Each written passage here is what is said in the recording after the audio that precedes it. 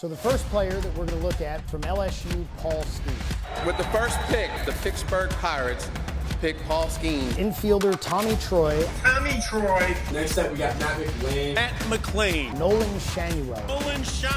Chase Dolander. Matt Shaw. Bryce Rain. Ethan Schiefelbein. This is the most polished left-handed pitcher we've seen in the... Here's the really interesting thing about that. Because we create baseball players. We train them to do what they want to do to become as elite as they possibly can.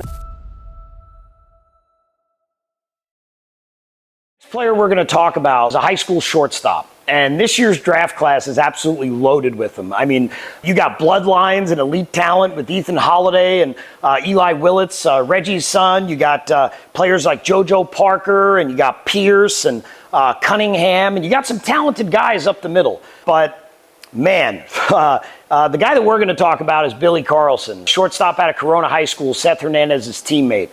And I've been fortunate enough to be watching Billy since he was like 9 years old. And this is one of the most special athletes I've ever seen, okay? When you watch him up the middle, it's different. There's a, it is rare in a draft where there is a clear consensus amongst everyone, right? Somebody clearly has the most power. They clearly have the best arm. They clearly have the best range. He's a 70 glove and a 70 arm across the board. Personally, I think that might even be a little light. I mean, we're talking about somebody that there were SoCal scouts saying he's the best shortstop they've ever seen. There's a lot of good shortstops coming out of SoCal, okay? Up the middle's unbelievable. I mean, defense is not the question for him. It's like Ozzie Smith. I mean, the creativity that he has up the middle, the amount of the routine play is going to get made, but oh boy, are you going to see some da-da-da, like every single night, because he is a human highlight reel. But when I look at the floor on him, I think it's a multi-year all-star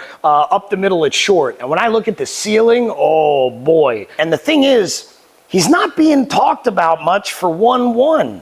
Right? And that's, I'm not really in on that. Like, if we're going to talk about shortstops up at the top of the draft in the first 3 picks, and we're not talking about someone who clearly is the best defensive player, that's a problem, especially if the bat is what it is. Now, that's what the question was, right? At least was. Let's take a look at the bat for a second here. Let's look at why people were questioning whether or not at the top end of that. Now, when you take a look at this swing right here, this is why, right? This is why. This was a really elite athlete that had really good hands and the really good beginning to his path. And when he impacted the ball, man, he hits it hard. But there really wasn't a whole lot of leverage against the front side, and there wasn't a bunch of adjustability to stay through the ball. But that's not what he looks like anymore. That was 2 years ago. Let's roll the tape. Go to the next one. We got volume on this one? Billy leans on that one. Let's roll the tape. Let's go back to the beginning of that swing. Okay, let's stop it at landing here. Let's stop it at landing. So now, when he gets landed here, we're getting into the front side, right? We're getting weight into that front. We're holding everything back. We're able to enter from behind. Look at his pelvis staying square. A little closed off in the stride. Give me a couple frames. Scroll me a couple frames here. So we're into the front. We're entering from behind on the back side. We got plenty of room, plenty of space, a ton of direction to impact and leverage the ball, right? People saw the twitch. They saw the athleticism. And I think people knew that there was going to be power. But, when is it going to come? Is it going to show up in the game? Well, here it is. Here it is. Let's go to the next one. Man. Let's roll the tape, go back to the beginning. We got a nice, easy forward move, right? Nice little load into the backside. We're getting forward, right? But we're keeping those hands back. We're keeping that upper body back. Just like Willie Mays said, no matter how far I get out on my front side, as long as I keep my hands back, I can hit. That's what's happening right here. We're getting to the front, but we're holding the upper body off. And now he's been able to leverage, right, against the front side, cover the fastball, and cover some adjustability against those off-speed pitches, okay? Now, let's take a look at this one right here. This was an off-speed pitch. He drove this one out the other way for a bomb, okay? We're getting out to the front. Okay, we got a nice square landing. Look at that upper body back. Look at that beautiful entry and path.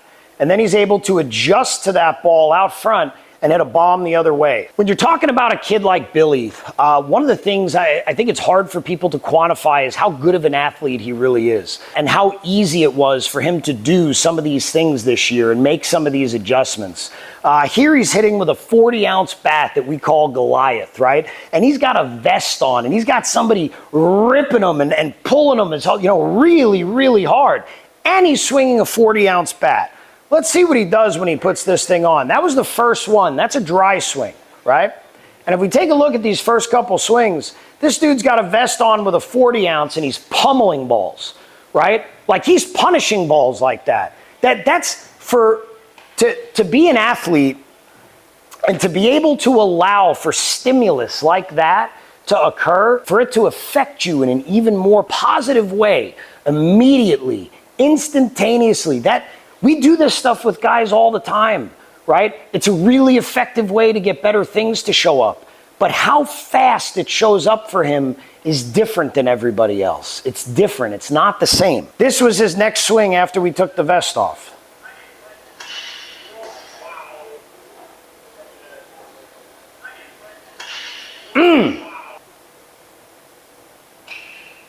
Let's slow this thing down and let's take a look. Look how easy this is. Nice, easy forward move, getting into the front side. Look at how square he is, right? Upper body staying back, nice and relaxed. Look at this beautiful entry behind the ball, right? And look at the way he impacts the ball and how his body stabilizes here.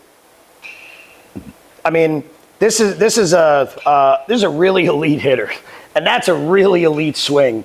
And that's a swing that plays in the big leagues at a really, really high level. I see Billy's ceiling as like, we're talking Gold Glove, 35 pumps, and winning MVP awards. Like he has an opportunity, he has a shot to do that. Imagine if Ozzie Smith hit 35 home runs and 290 with 120 runs scored.